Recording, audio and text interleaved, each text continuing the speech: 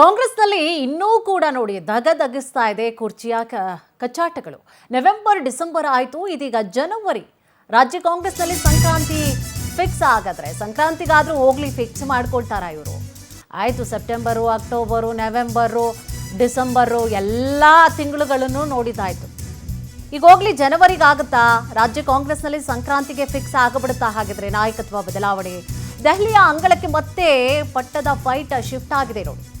ಜನವರಿ 6ಕ್ಕೆ ಡಿಕೆಶಿ ಅವರಿಗೆ ಪಟ್ಟಾಭಿಷೇಕವನ್ನ ಮಾಡಲಾಗುತ್ತೆ ಅಂತ ಇಕ್ಬಾಲ್ ಅವರು ನೋಡಿ. 6 ಮತ್ತು 9ನೇ ತಾರೀಕು ಡಿಕೆಶಿ ಅವರಿಗೆ ಆಗ ಬರುತ್ತೆ, ಒಳ್ಳೆ ದಿನ ಅಂತ ಹೇಳಿ ಇವರೇ ಭವಿಷ್ಯ ನುಡಿದು ಬಿಟ್ಟಿದ್ದಾರೆ.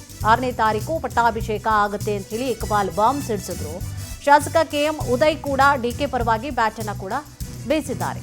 ನವೆಂಬರ್ ಡಿಸೆಂಬರ್ ಆಯಿತು, ಇದೀಗ ಜನವರಿಯ ವಿಚಾರಗಳು ಬರ್ತಾ ಇದೆ. ಜನವರಿಗೆ ಆಗುತ್ತೆ 6ನೇ ತಾರೀಕು, ಅದರಲ್ಲೂ ಕೂಡ 6ನೇ ತಾರೀಕು ಆಗುತ್ತೆ, 6, 9 ಆಗ ಬರುತ್ತೆ ಅವ್ರಿಗೆ ಅಂತ ಹೇಳಿ ಈಗಾಗಲೇ ಕಾಂಗ್ರೆಸ್ ನಾಯಕರೇ ಮಾತನಾಡ್ತಾ ಇರುವಂಥದ್ದು. ವರಿಷ್ಠರ ವಿಶ್ವಾಸವನ್ನು ಗಳಿಸಬೇಕು ಅಂತ ಹೇಳಿ ಬಣಗಳು ಕೂಡ ಕಸರತ್ತನ್ನು ನಡೆಸ್ತಾ ಇದೆ. ಆಪ್ತರೊಟ್ಟಿಗೆ DCM ದೆಹಲಿ ದಂಡಯಾತ್ರೆಯನ್ನು ಕೈಗೊಂಡಿದ್ದಾರೆ. ಇದೇ ಸಂಬಂಧವಾಗಿ ಹೆಚ್ಚಿನ ಮಾಹಿತಿಯನ್ನು ಕೂಡ ನೀಡ್ತಾ ಹೋಗ್ತಾರೆ ನಮ್ಮ ಪ್ರತಿನಿಧಿ ರೂಪೇಶ್.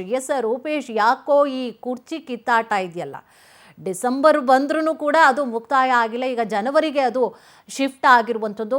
ಜೊತೆಗೆ ಇನ್ನು ಕಾಂಗ್ರೆಸ್ನ ನಾಯಕರು ಕೂಡ ಹೇಳಿಕೆ ಕೊಡೋದನ್ನ ಕೂಡ ಇನ್ನೂ ಕೂಡ ಸ್ಟಾಪ್ ಮಾಡಿಲ್ಲ. ಏನಿದೆ ಮಾಹಿತಿ ಕಂಪ್ಲೀಟ್ ಆಗಿ?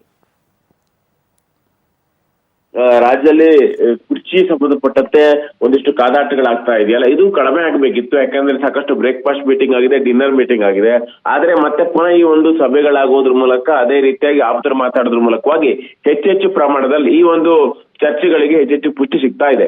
ಯಾಕಂತ ಹೇಳಿದ್ರೆ ಹಿಂದೆ ಯತೀಂದ್ರ ಸಿದ್ದರಾಮಯ್ಯ ಹೇಳಿದ್ರು ಪೂರ್ಣಾವಧಿ CM ಅಂತ. ಇದು ಬ್ರೇಕ್ಫಾಸ್ಟ್ ಮೀಟಿಂಗ್ ಆದ ಬಳಿಕ ಕೊಟ್ಟಂತ ಹೇಳಿಕೆ. ಅದಾದ ಬಳಿಕ ಈಗಾಗಲೇ ಸೆಟಲ್ ಆಗಿರ್ತಕ್ಕಂಥ ವಿಚಾರ ಹೈಕಮಾಂಡ್ ತೀರ್ಮಾನ ಮಾಡಿ ಆಗಿದೆ ಅನ್ನೋ ಅರ್ಥದಲ್ಲಿ ಯತೀಂದ್ರ ಸಿದ್ದರಾಮಯ್ಯರು ಮಾತಾಡಿದ್ರು. ಈಗ DK ಶಿವಕುಮಾರ್ ಆಪ್ತರು ಸರದಿ DK ಶಿವಕುಮಾರ್ ಆಪ್ತರು ಹೇಳ್ತಾ ಇದ್ದಾರೆ, ಜನವರಿ 6ಕ್ಕೆ DK ಶಿವಕುಮಾರ್ ಪಟ್ಟಾಭಿಷೇಕ. ಯಾಕಂದ್ರೆ ಈಗ CM ಬದಲಾಗ್ತಾರೋ ಚರ್ಚೆ ಅಲ್ಲ, ಇದು ಹೈಕಮಾಂಡ್ ಮಾಡ್ತಕ್ಕಂಥ ಚರ್ಚೆನೂ ಅಲ್ಲ. ಇಲ್ಲಿಗ DK ಶಿವಕುಮಾರ್ ಅವರು CM ಆಗೇ ಬಿಡ್ತಾರ ಅನ್ನೋ ಚರ್ಚೆಯನ್ನ ರಾಮನಗರ ಶಾಸಕ ಇಕ್ಬಾಲ್ ಹುಸೇನ್ ಅವರು ಹುಟ್ಟಾಕಿದ್ದಾರೆ. ಹಿಂದೆನೂ ಕೂಡ ಹೇಳಿದ್ರು ಅವರು 2-3 ಹೇಳಿಕೆಗಳನ್ನ ಗಮನಿಸಬೇಕು. ಯಾಕಂತ ಹೇಳಿದ್ರೆ DK ಶಿವಕುಮಾರ್ 100ಕ್ಕೂ ಹೆಚ್ಚು ಶಾಸಕರ ಬೆಂಬಲ ಇದೆ ಅಂತ ಹೇಳಿ ಹೇಳಿದ್ರು. ಅದಾದ ಬಳಿಕ ಮೊನ್ನೆ ಸಭೆಗೆ 52 ಜನ ಶಾಸಕರು ಬಂದಿದ್ರು ಅನ್ನೋಂತ ಮಾತುಗಳನ್ನು, ಅದೇ ಅರ್ಥದಲ್ಲಿ ಮಾತುಗಳನ್ನ ಆಡಿದ್ರು. ಈಗ ಮತ್ತೆ ಪುನಃ ಜನವರಿ 6ಕ್ಕೆ DK ಶಿವಕುಮಾರ್ ಪಟ್ಟಾಭಿಷೇಕ ಆಗತ್ತೆ ಅಂತ ಹೇಳಿ ಇಕ್ಬಾಲ್ ಹುಸೇನ್ ಅವರು ಹೇಳ್ತಾ ಇದ್ರೆ, ಅದೇ ರೀತಿಯಾಗಿ ಮತ್ತೊಬ್ರು KM ಉದಯ್ ಕುಮಾರ್ ಕೂಡ DK ಶಿವಕುಮಾರ್ ಪರ ಬ್ಯಾಟ್ ಬೀಸೋದ್ರ ಮೂಲಕವಾಗಿ ತಮ್ಮ ಶಕ್ತಿ ಪ್ರದರ್ಶನವನ್ನು ಮಾಡ್ತಾರೆ. ಇದೆಲ್ಲವನ್ನು ಕೂಡ ಯಾಕಂತ ಹೇಳಿದ್ರೆ ಆ ಡೇಟ್ಗೆ ಆಗ್ಬಿಡುತ್ತಾ ಅಂತ ಹೇಳಿದ್ರೆ ಯಾರಿಗೂ ಕೂಡ ಗೊತ್ತಿಲ್ಲ ಆಗತ್ತಾ ಇಲ್ವೋ ಅಂತ ಹೇಳಿ. ಆದ್ರೆ ಚರ್ಚೆಯನ್ನು ಹುಟ್ಟಾಕ್ತಾ ಇದ್ದಾರೆ. ಅದೇ ರೀತಿಯಾಗಿ ಯತೀಂದ್ರ ಹೇಳಿಕೆ ಕೊಟ್ರಲ್ಲ, ಯತೀಂದ್ರ ಹೇಳಿಕೆ ಕೊಟ್ರೆ ತಪ್ಪಾಗಲ್ಲ. ಹೀಗಾಗಿ ಅವ್ರು ಹೇಳ್ತಕ್ಕಂಥದ್ದು ಯತೀಂದ್ರ ಹೇಳಿಕೆ ಕೊಟ್ರೆ ಅದೆಲ್ಲ ಚಮತ್ಕಾರ ಅಂತ ಆಗುತ್ತೆ, ನಾವೇನಾದ್ರು ಹೇಳಿಕೆ ಕೊಟ್ರೆ ಅದೇ ಬಲಾತ್ಕಾರ ಅಂತ ಆಗತ್ತೆ. ಹೀಗಾಗಿ ಈಗ ಯಾಕಂತ ಹೇಳಿದ್ರೆ ಇಕ್ಬಾಲ್ ಹುಸೇನ್ ಅವ್ರಿಗೆ ನೋಟಿಸ್ಕೊಂಡದ್ ಹೋದಾದ್ರೆ ಈಗ ಮತ್ತೆ ಪುನಃ ಯತೀಂದ್ರ ಅವರಿಗೆ ಕೊಡ್ಬೇಕಾಗತ್ತೆ. ಇದನ್ನ ಟೆಸ್ಟ್ ಮಾಡ್ಲಿಕ್ಕೋಸ್ಕರವಾಗಿ DK ಶಿವಕುಮಾರ್ ಆಪ್ತರು ಈ ಒಂದು ದಾಳವನ್ನು ಉಳಿಸ್ತಾ ಇದ್ದಾರೆ ಅನ್ನೋ ಪ್ರಶ್ನೆ ಈಗ ಚರ್ಚೆಗೆ ಶುರುವಾಗಿದೆ. ಹೀಗಾಗಿ ಒಟ್ಟಾರಾಗಿ ಜನವರಿ 6ರ ಡೆಡ್ ಲೈನ್ ಕೊಟ್ಟಿದ್ದಾರೆ. ಜನವರಿ 1ಕ್ಕೆ DK ಶಿವಕುಮಾರ್ ಬಗ್ಗೆ ನಾನು ಮಾತಾಡ್ತೀನಿ ಅಂತೇಳಿ DK ಶಿವಕುಮಾರ್ ಆಪ್ತ ಶಿವಗಂಗಾ ಬಸವರಾಜ್ ಹೇಳಿದ್ದಾರೆ.